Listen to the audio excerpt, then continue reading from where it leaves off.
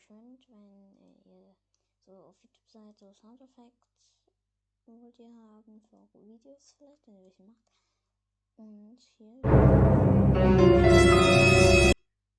Und ich habe hier einen ganzen Folder, den in der Videobeschreibung.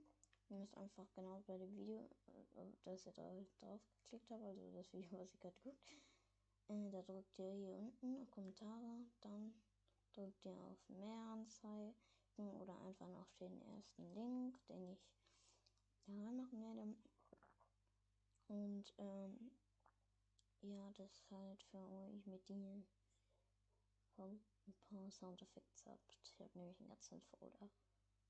Ihr könnt den in der Videobeschreibung beim ersten Link downloaden. Bis zum nächsten Video.